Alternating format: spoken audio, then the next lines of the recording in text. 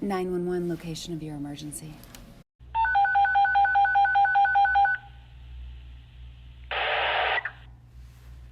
All units, we have a report of an active shooter at the supermarket on Missouri Avenue. Suspect is armed with an assault rifle. Welcome to another episode of Reclassify 911, a podcast dedicated to seeing that 911 dispatchers are reclassified as the first responders they truly are, not only here in the state of Missouri, but across the nation as well. The job description currently placed on our public safety dispatchers by the Office of Personnel Management in Washington, D.C., is that of an administrative support or clerical. Now, for those familiar with the responsibilities of our public safety dispatchers, they know very well that the job description of a dispatcher goes well beyond that of a secretarial position. Additionally, those familiar with what a dispatcher actually does know that these men and women face many of the issues common to law enforcement, fire, and emergency medical services, such things as stress, depression, and PTSD, to name just a few. Thankfully, there are many in the medical profession that know what our public safety dispatchers must deal with and are there to help them as the first responders they truly are. Now, today's guest on Reclassify 911 is one of these professionals, and her name is Dr. Gina Bueneman-Cooper. Gina has been a professional development specialist for over 28 years. While she has clients in a variety of industries, she spends a lot of her time working with emerging service entities, including police departments, fire departments, and of course, emergency 911 dispatch centers. Gina, I would like to thank you for taking the time to be with us today. And of course, many listening don't know, but I have known you for many years and in fact contract your service regularly for my 911 center. Today, however, I'd like to focus on three areas, if you will allow me, that I believe are pertinent to the topic of 911 reclassification. First, you provide psychological testing for a number of emergency service agencies as part of their pre-employment process, mine included. I know that usefulness of psych testing is often debated, but what do you think most agencies, or why most agencies require it? Well, to me, there's no doubt that providing emergency services can be, strenuous, physically, emotionally, mentally, spiritually. So the aim of psychological assessments is to ensure that the individual has the mental capacity to deal with these intense stressors. And of course, there's certain traits that have been determined as more suited for these types of fields. And of course, there's other traits that have been identified as undesirable. And that's what these tests look for. And of course, psychological testing may identify potential issues, but it's certainly not intended as a predictor of future job performance or of an individual's consequential behaviors, including how someone will actually respond in a crisis situation. So while they're good at screening, it's certainly important to look at all of these assessment tools as you go along. Okay. Why do you feel psychological testing is just as critical for 911 dispatchers as it is for the law enforcement officers and the agencies you deal with? Correct. Yeah. Again, the goal of psychological testing is to detect that vulnerability. So that's why I think it's vital for any type of emergency response position, whether it be firefighters or 911 dispatches or police or however, but any type of position that presents the psychological risks associated with being the first to respond to a critical incident. We know, of course, that there are so many different types of roles in emergency services, including the types of first responders. The front line, of course, who are actually on the scene. They're involved in responding to incidents that give them physical dangers in addition to those cognitive and emotional demands. So, but any type of crisis responding can, of course, be overwhelming. I could not agree with you more. And this brings me back, or brings me to my second area I'd like to discuss with you, the risk associated with the job of being dispatcher. Since dispatchers are not likely to experience the direct physical dangers posed to first responders on the scene, it seems many fail to see just how it can still be much more risky than the typical desk job. Correct, which so surprised me that that's how it's classified. So, one important distinctive of any first responder is the little time the professional has to prepare emotionally to meet the demands of the incident, never knowing what you're going to come across. And that's in any type of first responder position. But the challenge of the dispatcher that they face is certainly unique. Every time a dispatcher answers the radio or the phone, they do not know what they're going to be hearing on the other end. And since they are almost always the ones who take that initial call, literally the very first of first responders to provide help, it's even more unnerving, not knowing. So while the dispatcher anticipates some level of crisis with every call, there's very little, if any way they could know the type of circumstance. So it is, the dispatcher who gathers that information, most likely from a caller who is experiencing extreme distress and who probably has no knowledge of what format would be the most beneficial to help.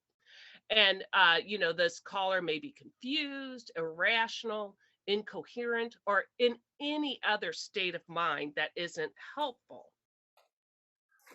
That is so true, so true.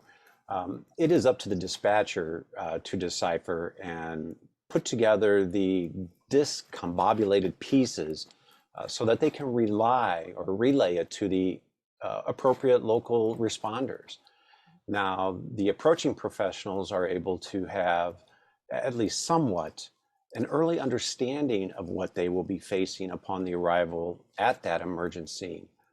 All Sure. the while, the dispatcher is trying to give clear instructions back to the caller as to what should be done until help arrives. Right. And that's just, an unbelievable type. Not that preparation that the dispatcher gives the on the scene first responder is, an all inclusive knowledge of what they're facing, but they at least they have more information than that dispatcher had when responding to the call. So when anyone is exposed to that continual type of intense stressor, it's bound to have adverse effects if not managed. So, and if that stress is not adequately taken care of or paid attention to, the consequences can be emotional, cognitive, and even cause physical concerns. And these seem to far suppress any of the types of dangers associated with working, as we mentioned before, in a typical administrative or office setting. So that's, a very important clarification. And that is so true. And when it comes to talking about the stressors and what those dispatchers have to deal with, brings me to the third topic that I would like to discuss, and that is resources. I also know that you provide a variety of workshops that include stress management topics. As an educator for nearly 30 years, I believe, how important do you feel that this type of training is for all types of first responders?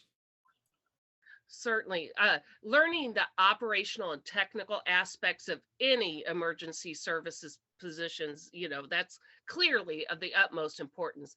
But since stress is such an integrated part of these types of jobs, it seems just as obvious that stress management training is just as critical.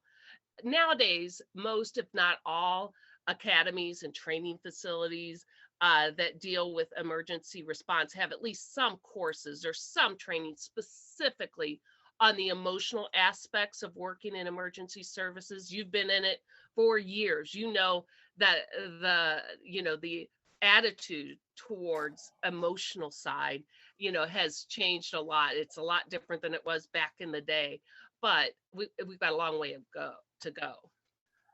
I could not agree with you there more, but in my years of law enforcement, and you've hit on it, um, and you may be very familiar with this, I know that many of my fellow officers thought that talking about emotions was a sign of weakness, that they didn't want the other officers to know that.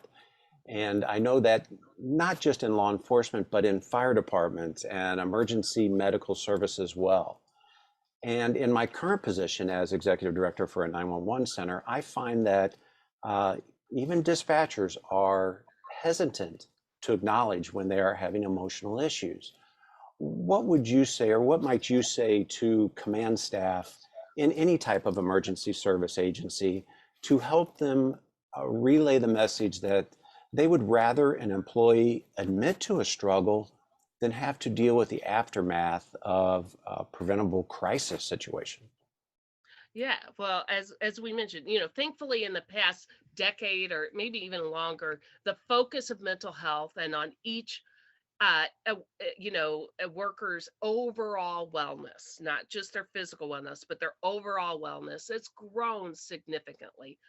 More and more agencies are finding ways to be proactive and responsive to the emotional needs of our emergency service professionals. However, there's still some folks that continue to stigmatize seeking help for mental health issues for a variety of reasons. I mean, there's, not just old school people that have done that, but unfortunately, some of these individuals who still don't find it as important as responding to such as physical needs, they're in our leadership roles of all types of first responder agencies, and that's so unfortunate. I agree with you there. Um, when you are in a profession constructed around helping others, as all these dispatchers are, it is often mistakenly equated to showing no signs of weakness, especially when it comes to discussing feelings and emotions. And as we have discussed, while a dispatcher may not be at risk for the direct physical harm as those professionals on the street, we know that they are at high risk for emotional trauma that's associated with that crisis. Yes, working in emergency services can certainly be rewarding, and we're so thankful that people continue to go into these fields, but it certainly can be challenging. The very definition of first response indicates that the situation is unplanned and some level of crisis. So, in addition to intense workloads and long work hours, I know you guys have long work hours in first response, we do, but long hours away from family. um, all first responders witness human suffering that most of us regular folks don't have to experience as just another day on the job. And I think that's what makes first responders such a unique career choice is, you're witnessing people at their worst moments, and that's tough on the body and the mind and the spirit. I agree. And for what it's worth, I don't consider you just another normal person. I consider you Well, a good. very strong supporter of what Most we're doing people would here. consider me normal, so yeah. While dispatchers may not get the horrible pictures that officers and firefighters get when they respond to the scene, they do, however, get the devastating audible sounds. They hear the Yes. screams, they hear the gunshots, they even hear those last breaths, unfortunately. These audio messages are often replayed in their minds and can invade their everyday life uh, when they least expect it, if I'm not mistaken. Yes, yeah. I'm sure you know many stories. 911 dispatchers, they, as we keep saying, they're removed from the physical events, and often don't see the visual events going on. Yet the caller's voice and their description and all the other noises that go along with trauma make that dispatcher very present in the situation, as it unfolds. These interactions clearly place that 911 dispatcher in the middle of the crisis, squarely in the middle, along with the caller. Absolutely. Um, it is hard for most people to imagine how helpless they can feel when they have offered all the services they are able to from the other side of the phone line. What would you say about that? Yeah, and we call it critical incident stress, and it's that's any situation which causes a normal healthy person to experience unusually strong emotional responses or reaction. And it's often considered an occupational hazard for first responders, but it should never be trivialized so that the effects become underestimated. We need to remember that a normal day for first responders is actually abnormal. For a dispatcher, hearing other people's pain, suffering, and their fear for 12 hours a day, often, multiple days a week, and for years and years and years, that's challenging. So we got to remember it's completely normal to have an emotional reaction on the job. I totally agree. And hitting on a word you just said, challenging. Mhm. It can be a challenging thing for 911 dispatchers who are used to dealing with other people's problems, not to deal with their own. Mhm. 911 dispatchers can feel that they are not supposed to be affected by the intense stress of a critical incident. Yeah, and when the stress is not acknowledged or treated, that's when it becomes destructive. There should be no stigma or shame if a call gets to you. Recognition of critical incident stress and its management needs to be such just a basic part of emergency services for police officers, firefighters, paramedics, ER staff, and certainly 911 dispatchers. And since they're on the first tier of that emergency service, the access point, they must not be forgotten. So true. Well, I think it's kind of funny when a first responder suffers a physical injury, most would not hesitate to seek medical attention. And in fact, it's often mandated by their superiors, and it was when I was chief of police, that they at least go to the ER and to get checked out. But this type of first aid is often only focused on the physical injuries. They may not realize or place as much emphasis on the emotional trauma of being involved in a critical incident. I have talked to many a chief of police and other command staff uh, for their officers. I've said, "Do you know what happens when they go to the ER? Are you assured that they are getting checked out emotionally as well?" I mean, there are many first things that in an ER that they can do to check for those type of things. And most of them say, "Well, I have no clue what goes on." And I just say, "Man, call and find out to make sure that there is at least an initial emotional health evaluation at that ER when you send your officers there." It But just as there would be consequences of not attending to a broken bone, because we've all known people that have experienced some kind of injury and they brush it off and they say, "No, no, I'm good." And there's consequences if there's not something taken care of. But um same goes emotionally. If you're not seeking mental health treatment for an injury and, an emotional trauma, this puts our professionals at risk of developing post-traumatic stress disorders, anxiety, depression, mania, panic attacks, just some long-term effects that, at least if it was initially addressed, it just like any physical injury, it could at least be have a better chance of not having those long-term consequences. I agree, and as you probably definitely understand, sadly, um, there are not always happy endings like you often see on all the wonderful emergency shows on TV or in movie theaters. Uh, Even when emergency responders have done everything possible, the crisis sometimes evolves into a tragedy. Even when they've been assured that there was nothing more that they could have done. Dispatchers will often replay these types of calls over and over in their heads, sadly, second guessing themselves for days, weeks, and sometimes years after. And in fact, just as with a recent retired dispatcher I interviewed, they may even recall these uh, incidents decades later and literally word for word.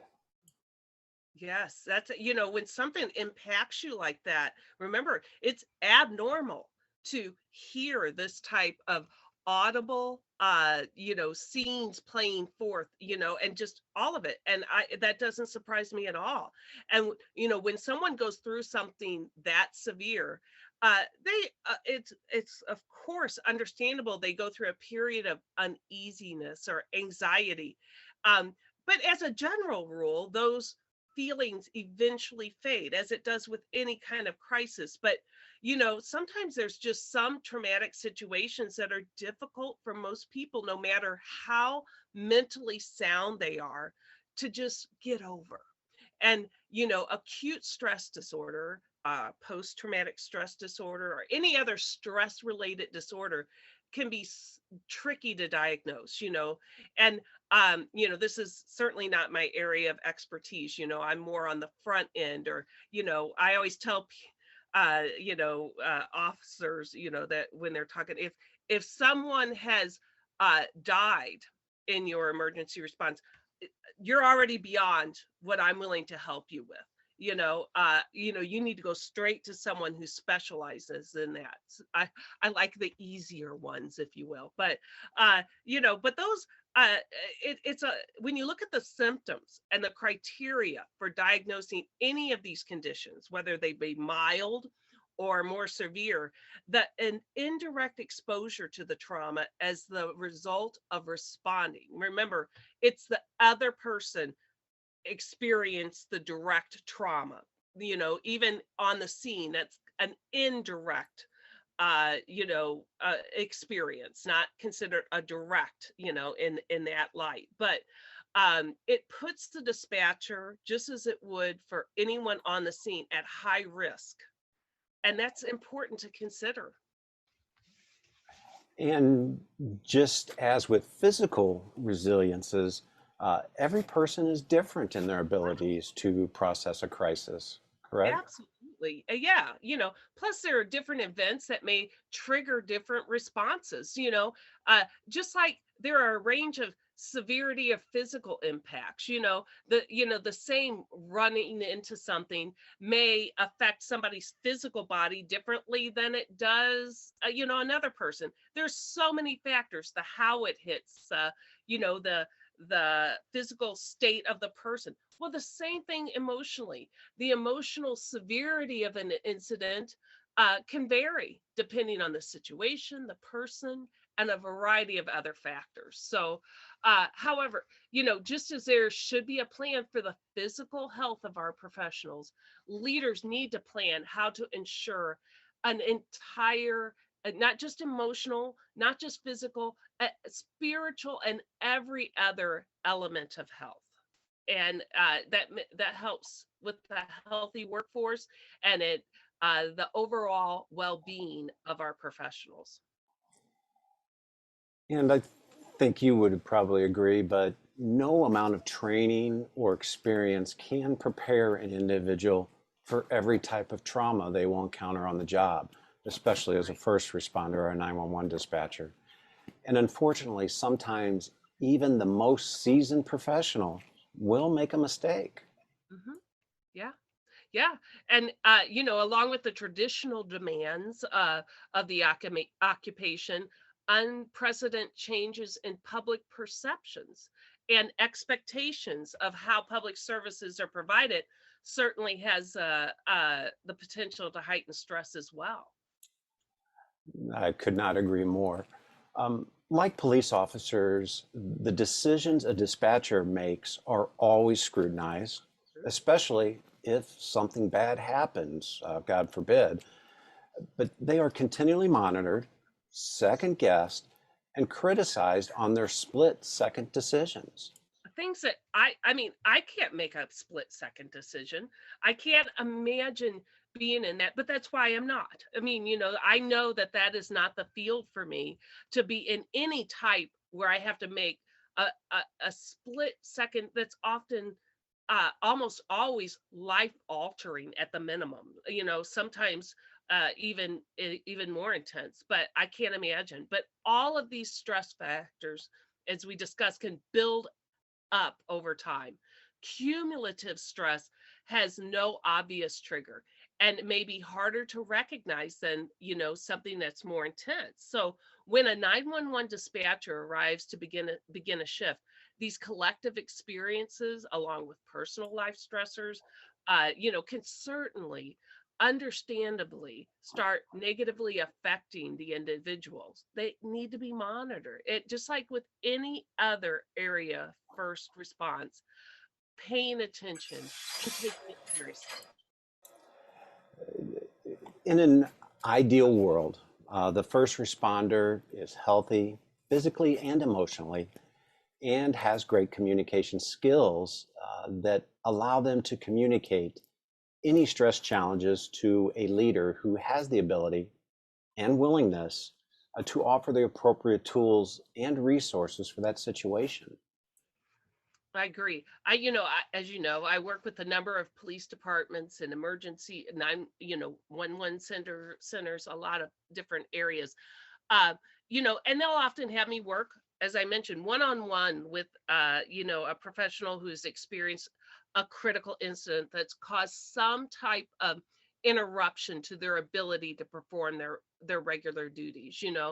And this responsive approach is positive, and I'm thrilled that uh, these resources are available. But there are so many other ways we can be proactive with emotional health. Now, I know, especially after talking to you over the years, that unresolved and untreated stress has a number of negative manifestations. What are some of the red flags that could indicate that stress is having a negative impact on an individual, whether it be yourself or somebody else that maybe they're working with? Oh, absolutely. And I think, in your professionals need to look out for other professionals. If we see someone whose arm's hanging from, a broken arm, we're going to say, no, buddy, you got to go get some help. But we need to look at some other ones that may indicate some emotional issues that are going on. I mean, a lot of them are physical, you know, fatigue, headaches. We can recognize those in ourselves, but you can recognize, for in your coworker, they often will say, "Oh man, my head is hurting," or back pain, or insomnia. We verbalize it a lot. Nausea, all those types of, indigestion, everything, sweating. There's so many physical indicators our body gives us, of emotional issues that are going on. I mean, that's just how our body is. But uh, forgetfulness, again, I will walk in a room the older I get and say, what was I going in here for? Well, believe it or not, age is a stressor as well. But that is a sign of stress, and we all need to pay attention. My career, forgetting where I'm going, that's why I have a GPS that tells me where I'm going. I use little tools to help with that. It's not quite as critical as someone forgetting on your type of job. Memory is a lot more important than someone with me on my end, or a lot of other ones. But the inability to concentrate, even paranoia, poor teamwork. We got to pay attention to how people get along with each other. And it is important to tune in, especially when there's been a change in that, where someone is suddenly now becoming isolated, or even perfectionism, where suddenly someone is not paying attention to how well they do it, or becoming overly concerned, where they could become paranoid with that. But we got to look at emotional issues, irritability, which my husband would be glad to point out to you, but depression, anxiety, anger, all of these are normal emotions, but it's the change in them that we got to pay attention, or the inability to resolve it. Everyone has a bad day, but where it's unusual, or mood swings, where or it's continual. There's looking for these types of signals needs to be internal, but we need to pay attention. Especially relational relationships, how they are, being withdrawn. Our outward behaviors can also manifest, of course, in substance abuse. Not going to judge drinking or smoking or doing anything like that. But if there's been a change in it, where it's suddenly becoming an all the time, or with eating, we all eat, but if there's been changes, paying attention, tuning in, we really need to look at risk taking, how people are, just how they are interacting with other people, even professionally, procrastinating on tasks that need to be performed. Well, we all procrastinate, but where it becomes, something that is interfering with the job where it didn't normally, missing deadlines, or of course any kind of antisocial behavior in isolation, or if it's if I'm crabby because I've had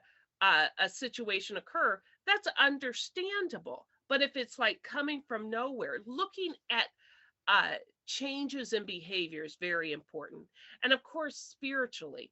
And I'm not just talking religious here. I'm talking, spiritually, like feeling connected, where you start feeling like very cynical, that why does it matter?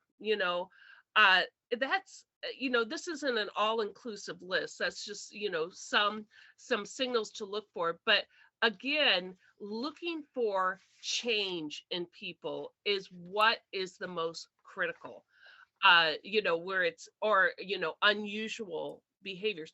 But looking at ourselves and examining ourselves, and being okay with identifying, I don't feel well, not just physically, I I'm not thinking straight, and then talking to someone about it. I could not agree more, but I guess the one thing I learned, that it's okay to be stressed from now on, time and time again, like my receding hairline. I guess I can be stressed about that. Am I right? Um, Which I try to, get injections or something on. Yeah. uh, well, with all that we've talked about so far today, what would you say to appointed or elected officials, Gina, on the importance of reclassifying 911 dispatchers as the first responders they truly are? Yeah, as I have admitted to you several times, I even though I've worked closely for decades with I feel every type of emergency services field, I am one of those people that didn't realize that 911 dispatchers are not always classified as first responders.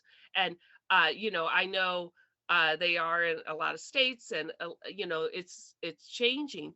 But our current category, I believe, is office and administrative support occupations. Am I correct? That is correct. And that's certainly not an adequate classification. 911, as we've mentioned, 911 dispatchers are almost always first on the scene. And while not there physically, as we've said, they are certainly there as the situation unfolds. They are present and they're providing critical information to those who are there, both the other professionals and the callers. And the skills and abilities it takes, I can't imagine, to effectively communicate life affecting details seems to place that dispatcher at the same level of emotional risk, not always to the intense stress factors, that would be on the scene. I'm not saying that, and neither are you, but certainly I know they're often the same legal liability, the public scrutiny that you mentioned. And I am encouraged, and I know you are, by the support and backing this bill has received. But I am sure there's still plenty of folks like myself who are misinformed. And hopefully, this initiative, and you're doing a great job with it, will increase um, the awareness. And then overall, getting this bill passed will increase the mental health resources that our 911 professionals have access to. That's my goal. Well, yours and mine both too. Yes. So I cannot thank you kind of more than enough for your kind words today. And Gina, I would like to thank you again for taking the time to be with us today, especially time out of your Saturday, and for your support of our 911 dispatchers. You have it. I am delighted, to do this. I wish I could be with you in person. That's always much better than talking to a camera, not knowing where you're looking. But I am honored that you asked me to be a part of this, and anything else I can do, you just got to let me know. Well, thank you, Gina. I do appreciate it. It is because of the efforts of people like Gina and yourself, those watching this video, that reclassifications are starting to take place across the nation despite the 911 Saves Act not passing in Washington, D.C. One state in particular is New York. On our map, New York has shown legislation to be in progress for several weeks now. I'm happy to say that over the past few weeks, it has passed the House. I believe it was 149 to 0. It has passed the Senate. I believe it was like 69 to 0, and is now on the way for the governor's signature to make into law. I hope that representatives from across the nation will join with representatives who have already co-sponsored H.R. 2351 in Washington, D.C., also known as the 911 Saves Act. That bill would reclassify 911 dispatchers at the federal level. But it is the grassroots efforts of people like Gina and like yourself that can help make this pass in every single state across our nation while we wait on the bill in Washington, D.C. I thank you for watching, and I hope to see you again next time for another episode of Reclassify 911.